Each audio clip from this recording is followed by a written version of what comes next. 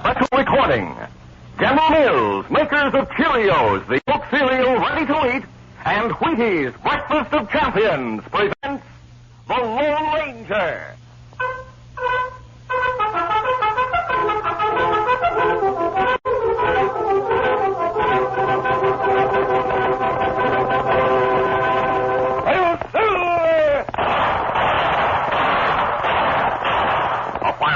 With the speed of light, a cloud of dust, and a haughty high silver, the Lone Ranger.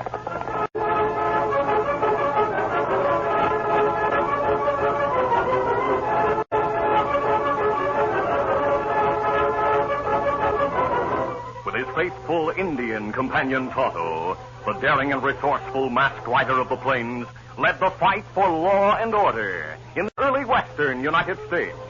Nowhere in the pages of history can one find a greater champion of justice. Return with us now to those thrilling days of yesteryear.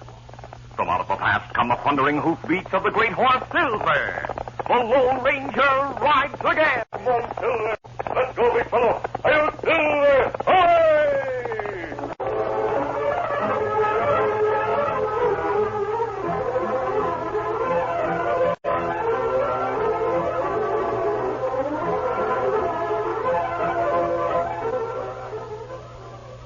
When Bill's at bat, the kids all shout, "You can't strike that slugger out." He gets a hit because he knows he's got go power from Cheerios. Yes, he's got go power. There he goes. He's feeling his Cheerios. Cheerios. Cheerios. Sure, Cheerios, the cereal that's fun to eat because it tastes like little letter-O's. The only ready-to-eat oat cereal with this fresh, toasted oat flavor. And listen, every delicious spoonful of Cheerios and milk is real muscle-building food. Each spoonful contains vitamins, minerals, and proteins your body needs. Yes, the good things in a Cheerios breakfast do good things for your body. Help you have healthy nerves, good red blood, strong bones and muscles. Yes, Cheerios is made to give you real go power. So every morning, get going and keep going with Cheerios. Then you'll hear people say, "He's feeling his Cheerios."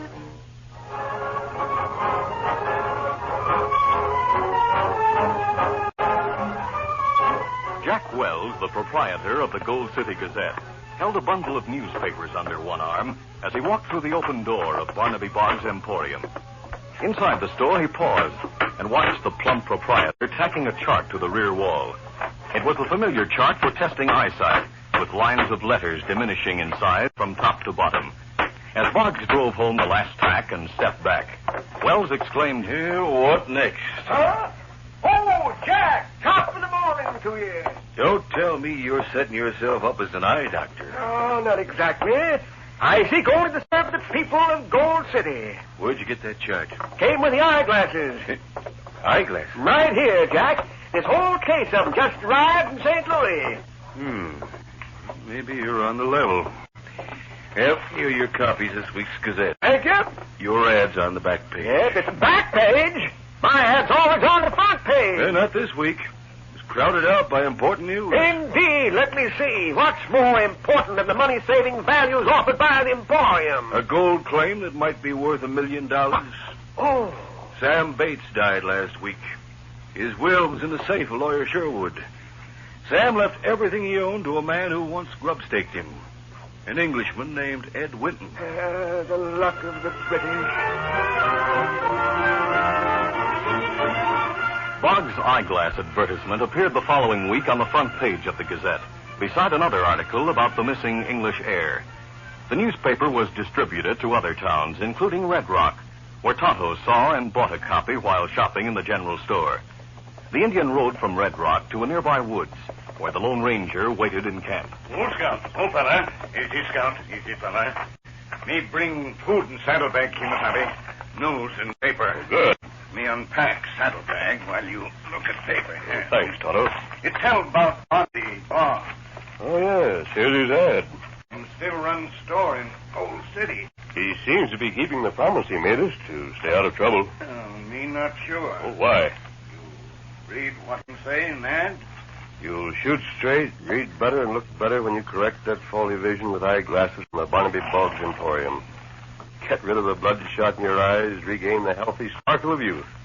See where you go and what you eat. Enjoy life once again. That sound like things Boggs say when him peddle cure-all medicine. It's Barnaby's way of talking, Tonto. Me glad that Boggs not try new skin game.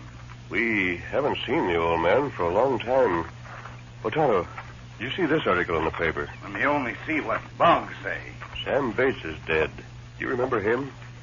Sam Bates? Yes, a prospector we helped on the trail some time ago. Oh, me remember. He owned a claim in the Comstock lode. That plenty rich. He left it to a man named Edward Winton, also known as English Eddie. Never hear that name. Neither did I. His whereabouts is unknown.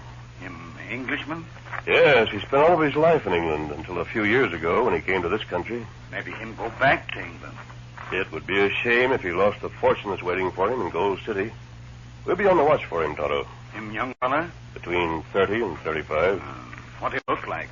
He's thin, 6 feet tall, brown hair and brown eyes. Has to wear eyeglasses. He's an expert pistol shot with either hand. And last seen, he wore hunting clothes made in England. There are further details about the clothing. At that moment, English Eddie was within 10 miles of the Lone Ranger's camp. He stood in front of a mountain cabin, practicing with his pistol. The cabin was one of many that the Englishman and his 2 partners had occupied during the past 2 years in their search for gold. Eddie was sighting for another shot at the target when he saw one of his partners returning from town. He lowered his gun. Oh, boy. Hi, Eddie. Hello, Ringo. Have you been all the way to Red Rock? Yeah, I made good time. Is Deadpan inside the shack? Yes. Shall I help you carry in the supplies? No, thanks, I got 'em. They're all in the saddlebags. Go on with your 6-gun practice. Very well. I shall. Ringo. Didn't expect you for another hour or so. I didn't waste any time in town. You get the grub? Yeah, they're in the saddlebags. That constant gunplay is getting on my nerves. Don't complain about English Eddie. Oh, let's split up with him, Ringo. He's nearly broke, and he refused to ride his folks in England for more money. You'll change your tune when you see what I brought from Red Rock. What is it? A copy of the Gold City Gazette. And here, read this. That's shooting. English Eddie is an heir. Great Scott. A claim in the Comstock lode. Well, Ringo, that must be worth a fortune. Yeah. Well, we're his partners, Ringo.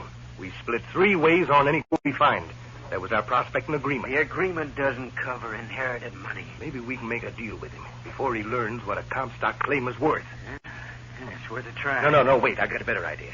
Can you see him through the window? Yeah. He's reloading his gun. Let me know if he's coming in. Right. What's your idea? Let's leave Eddie out of the deal.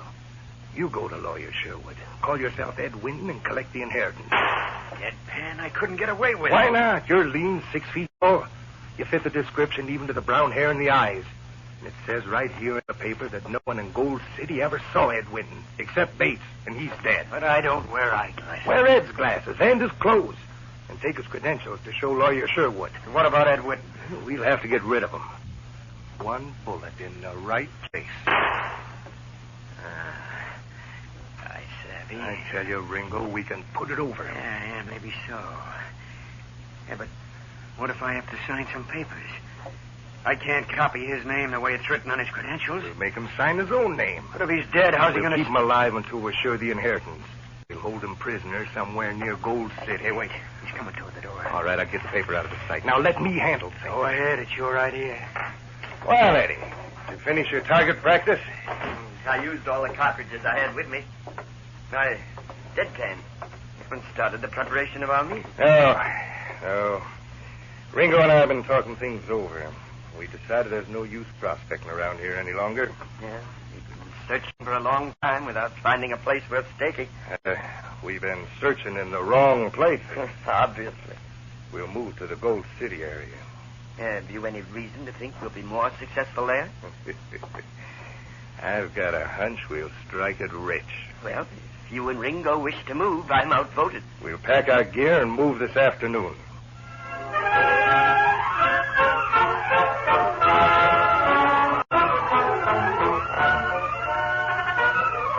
curtain falls on the first act of our Lone Ranger adventure.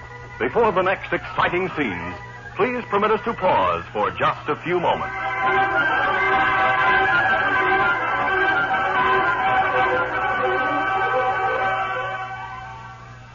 When boys line up to run a race, Galloping Gordon sets the pace.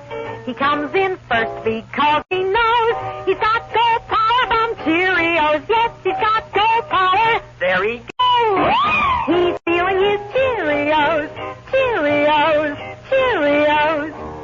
And so will you. Once you're eating Cheerios every breakfast, you'll say that Cheerios taste simply wonderful, too. They're already cooked, shaped like little round O's, and just full of good toasted oat flavor. Pour out a big bowlful, add fresh milk, and pitch in. You can almost feel the go power. For a Cheerios breakfast is one of the finest ways you can get the vitamins, proteins, and minerals your body needs.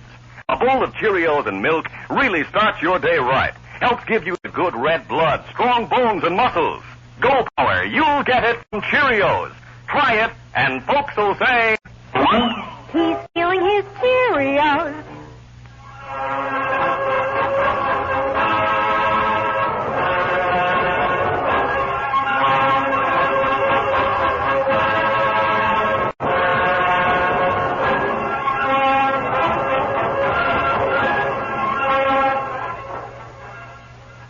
Now to continue.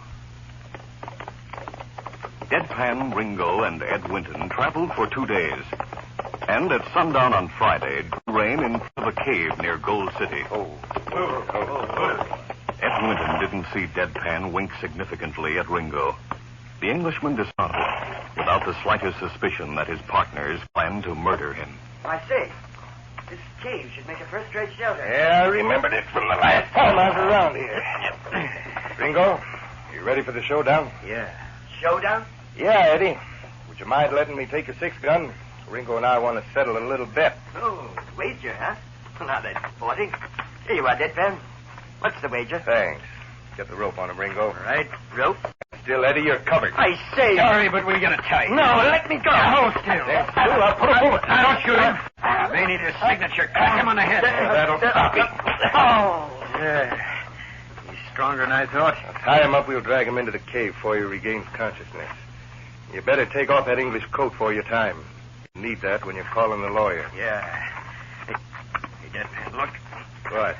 He dropped his glasses and stepped on them. They're smashed. Well, you'll never need them again. But I'll have to wear glasses when I call on Lawyer Sherwood. Get a pair in the morning when you go into town. Huh? Boggs Emporium sells them. Says so in the paper. Oh, yeah, that's right. All right, come on, give me a hand. We'll get this coat off. The following afternoon, the Lone Ranger and Tonto rode into Gold City by a back road and reached the familiar stable behind Boggs Emporium without being seen. Tonto went to the store, while the masked man fed and watered Scout and Silver. Presently, Boggs entered the stable with Tonto at his heels. Thanks, I'm glad to see you. Glad to see you, Barnaby. How's the store doing? Growing all the time. Flourishing like the green bay tree. I've just added an optical department. Tonto and I saw your ad. Are many people buying glasses? Oh, not yet, but just wait till word spreads that the English Air is my customer. English Air? Ed Winton, sometimes called English Eddie. I addressed him as Sir Edward. Pleased him no end. We read about him. He saw the Gazette and came to town to claim his inheritance. His glasses were busted, so I sold him a new pair. He just left the store about an hour ago. Sure was a hard man to fit. He was? Yep. I'd read about him needing strong glasses, so I tried on the strongest one in stock. Then I told him to look at the eye chart and call off the letters. Well, sir, he looked at the top letter, the letter E, 3 inches high, and he called it Z. Z? Yes. I knew those glasses were no good for him, so I tried weaker ones, then even weaker, until I got down to the weakest ones in stock. Those are the ones he took. You ask me, I'd say he doesn't need glasses any more than you do. I figure he wears them because he thinks they make him look distinguished. Oh, Boggs. Huh? Didn't that man spend most of his life in England? Yeah. That's what I thought. What did you say he called the letter E? Z. Why? Are you sure he said Z? Yes. Not Z? Zed. I never heard that. He said Z. Then he's not an Englishman. Huh? It's a fact that in England, the last letter of the alphabet is pronounced Z. No matter how long an Englishman is in this country, he'll never say Z. But Lawyer Sherwood investigated. Where's the lawyer's office? Over my store, on the second floor. All right, let's talk to him. Oh, Tonto, you stay with the horses. Meanwhile, beyond the edge of town, Ringo rode into the cave where Deadpan guarded the captive Englishman, who was bound and gagged. Oh, boy. Easy. Now, what about the inheritance? It'll be ours when I sign this paper. Good. I couldn't sign it in his office. He'd see the difference in my writing and Ed's signature on the credentials. So I told Sherwood I'd have to take the paper with me and look it over. And due back in his office at 5 o'clock. Well, I'll ungag Eddie. Hold still, Eddie. I'll have to untie his hands so he can write his name. Yeah. Hey, what if the lawyer wants witnesses to the signature? I thought of that. When I go back, my right hand will be an advantage. I'll say I heard it and can't write. I'll have to write with my left. There you are, Eddie. You heard what Ringo said. You rotten thief. Well, untie your hands so you can sign the paper. I'll never sign it. No? Well, you wait and see the tricks I know to make a man change his mind. Deadpan's methods would have broken the resistance of the strongest man. And finally, Eddie signed his name and gasped. I hope you're satisfied. Yeah, Eddie, this looks fine. I'll tie his hands again. We'd better hold him until we're sure we don't need any more of his right. Good idea. You said you'd let me go. Yeah, sure thing. But not just yet. I'll be all set, Deadpan. If you'll bandage my right hand so I can tell a lawyer I heard it. At 5 o'clock, when Ringo returned to Lawyer Sherwood's office, wore glasses from the Emporium and English Eddie's hat and coat. His right hand was bandaged. He explained. Well, it's my own fault. I should have made sure the gun was empty before I tried to work on the trigger spring. The hammer slipped and fell on the cartridge. It's lucky I signed this paper before it happened. I wanted you to sign it in front of witnesses. Oh, I didn't know that. In fact, I've had the witnesses waiting in the next room. Please come in, gentlemen. Howdy, Sir Edward. Hello, Mr. Boggs. What? The other man's mask. Yeah. Are you Edward Winton? Of course I am. It should be easy to prove that. Well, there's my signature. Does it look bona fide, Mr. Sherwood? Yes, it does. Then Winton must have signed it. But that's no proof that this man is Ed Winton. Well, I can't sign my name again. My right hand is injured. You can identify yourself with your left hand. If that's what you want, I'll try to write my name with the left hand, but it'll look lots different. Give me a pen. Use your gun. What?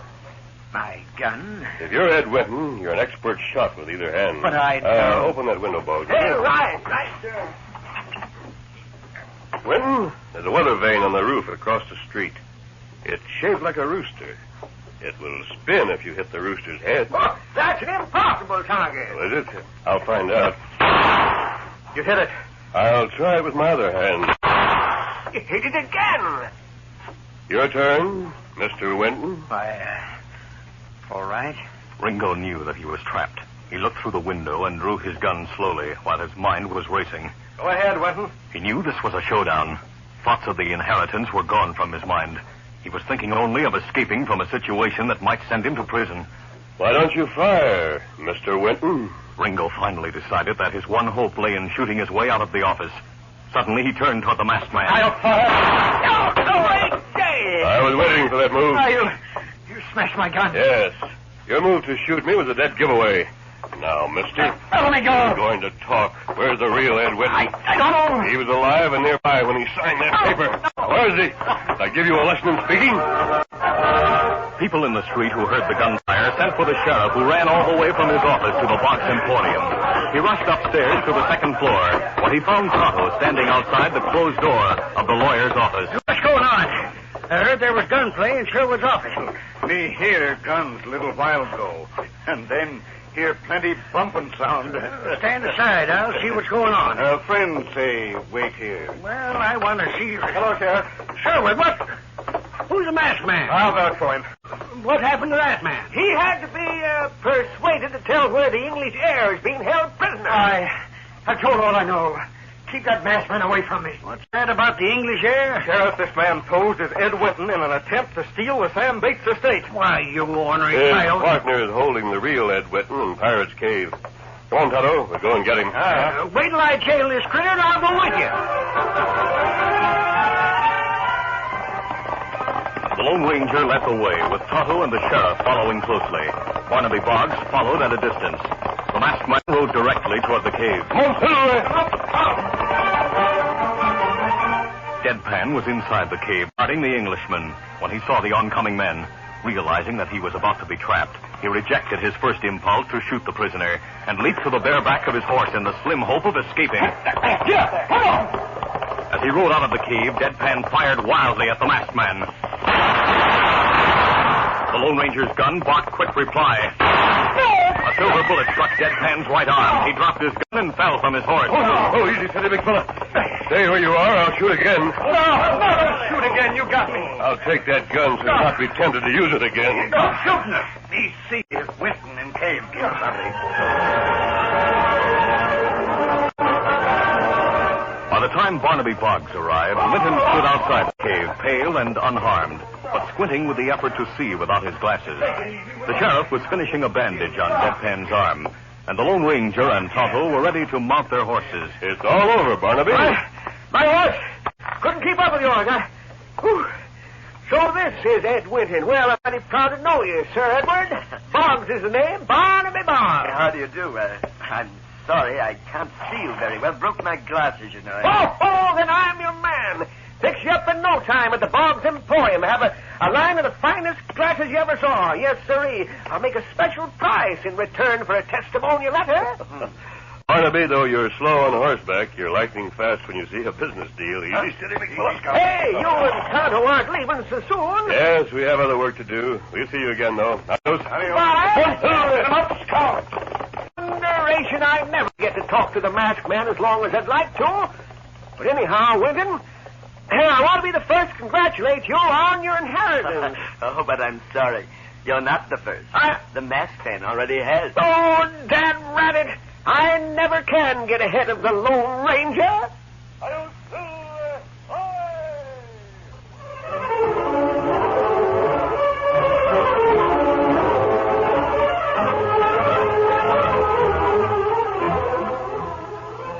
Cause champions are made, not born. Yes, sir. Get on your way. Get on your way. Get on your way with Wheaties. Yes, champions are made, not born. That's the American way. Here's how one famous basketball champion got started. Jim Pollard of the Minneapolis Lakers. They called him Little Jumpin' Jim. Nothing short of the top for him. He practiced rebounds, layups, too, and followed what the champs all knew. Wheaties for breakfast, so good for you. Today, Jim plays with lots of bounce, still eats his Wheaties every ounce. Jim Pollard started eating Wheaties when he was 11, been eating them ever since, 21 years. Solid food Wheaties.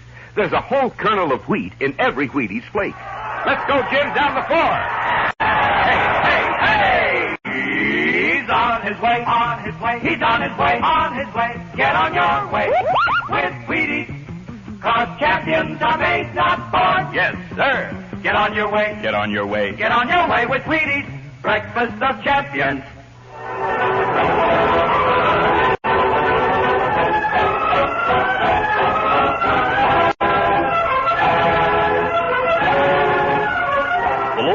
A copyrighted feature of the Lone Ranger Incorporated, is created by George W. Trendle, produced by Trendle Campbell Muir Incorporated, directed by Charles D. Livingston, and edited by Fran Stryker.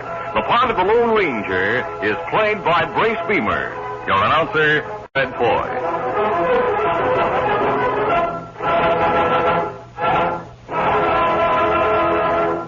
The Lone Ranger is brought to you by General Mills every Monday, Wednesday, and Friday at the same time. Be sure to listen. This recorded program has come to you from Detroit. This is ABC Radio Network.